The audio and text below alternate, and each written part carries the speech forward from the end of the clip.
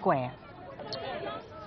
Now, it's exactly 20 years since the U.S. suffered the embarrassment of a failed military intervention in Somalia, an event captured in the movie Black Hawk Down. 18 U.S. troops were ambushed in the capital, Mogadishu, while trying to capture the warlord Mohammed Farah Aidid. His fighters shot down 2 Black Hawk helicopters and captured one of the pilots. The dead bodies of some U.S. soldiers were dragged through the streets of Mogadishu. Well, joining us now here in the studio to talk about the legacy of this event is Afyare Elmi. He's a professor of international affairs at Qatar University. Thank you very much indeed for being with us, Afyare. First of all, we know how traumatizing of an event this was for the Americans, but what about for Somalis and Somalians? What do they remember 20 years on about Black Hawk? Many people remember that the event at the time was well-intentioned because Americans came to help end the starvation at the time, which they did really a good job in ending the intervention, but in ending the famine. However, the political aspect of the mission led to the disaster, and at the time it was just cut short and they left the country. That did not end the interventions, military interventions.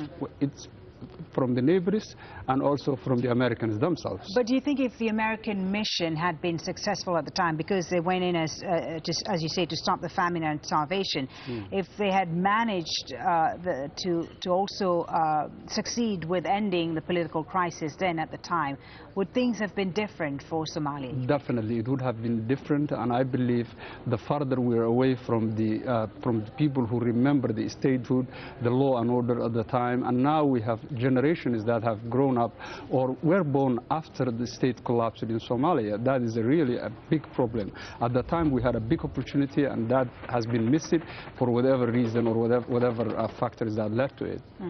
We have a current military intervention in Somalia right now, African Union troops supported by Kenyan, Ugandan troops, among others.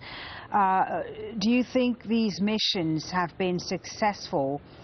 You know, when we see what Al-Shabaab is capable of doing, as we saw recently in Kenya, what do you think the legacy of the U.S. intervention has been on these particular missions, the current missions? Overall, I think the external military intervention strategy has to be revisited. At the moment, what we have is that interventions that are designed to replace Somali state. For instance, you have AMISOM or whatever, the Kenyans and Ethiopians that are trying to deliver security services by themselves. They cannot do that. The mission has to be led and implemented by the Somali state.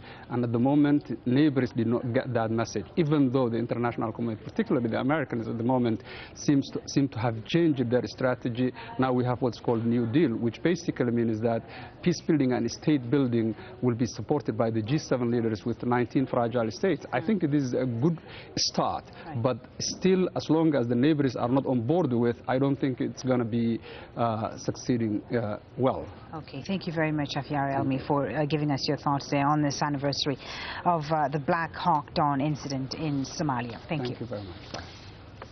Now, the Executive Committee of Football's governing body meets in Zurich later on Thursday and Friday to